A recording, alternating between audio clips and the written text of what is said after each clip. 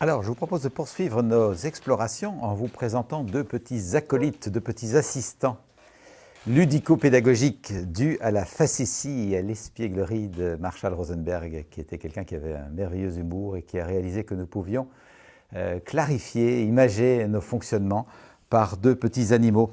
Et le premier petit animal est celui qui illustre notre fonctionnement lorsque nous sommes dans notre mental, dans notre tête, dans notre logico-mathématique, et que nous sommes manipulés par nos sentiments et que nous les utilisons donc de façon manipulatrice sur les autres. Et le chacal, comme vous le savez, est un animal qui vit dans la savane, dans les hautes herbes, et il ne voit donc guère plus loin que le bout de sa truffe. La vision est assez limitée. Et donc, il a peur de tout ce qui se passe dans cette jungle, dans cette savane. Et donc, pour conjurer la peur, il juge, il étiquette, il interprète. Il prétend qu'il a raison, bien sûr, et que l'autre a tort. C'est son petit jeu favori, qui a tort et qui a raison dans cette affaire. Et bien sûr, il utilise les sentiments de façon malheureusement manipulatrice. C'est qu'une vieille habitude. Il est dans les rapports de pouvoir, dans les rapports de force. Il n'est pas ancré, il n'est pas centré, il n'est pas relié à lui-même. Pauvre petit chacal. Il n'est pas méchant, hein. Souvent il est très très très gentil justement. Et c'est pour ça qu'on a parfois du mal à identifier son fonctionnement.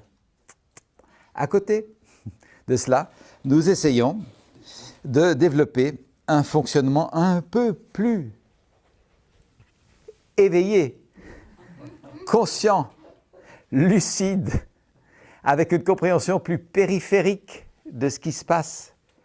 C'est-à-dire que si j'agis comme ça a telle conséquence qui entraîne tel effet, qui lui-même a telle conséquence, qui finalement fait que ça me revient comme ça.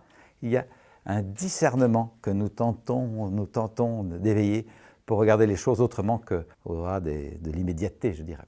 Et ça donne que l'on peut rencontrer les mêmes enjeux à deux niveaux de conscience extrêmement différents. Voyez vous-même.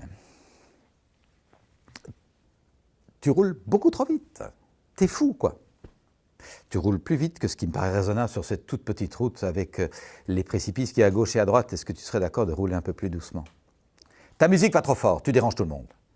Ta musique va plus fort que ce qui me permet de me concentrer. Est-ce que tu es d'accord de l'écouter un peu plus bas ou peut-être éventuellement dans une autre pièce ou peut-être un peu plus tard, pendant une demi-heure, comme ça je finis mon travail? Je suis votre prof de géographie. Le cours commence à 8 heures. Ceux qui sont en retard sont en retenue le mercredi. On s'entend là-dessus?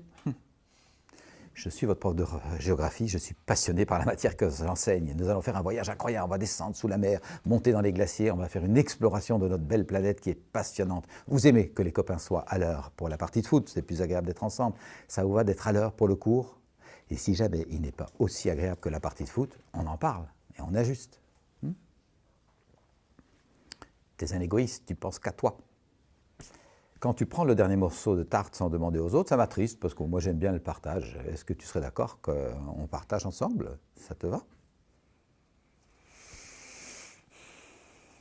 T'es nul, t'y arriveras jamais comme ça. D'ailleurs, je te l'ai souvent dit. Écoute, quand je te vois faire comme ça, je ne suis pas certain que tu vas y arriver. Est-ce que tu serais d'accord qu'on regarde un peu comment ça fonctionne pour imaginer peut-être une autre façon de traiter cet enjeu-là? Ça te va qu'on essaye?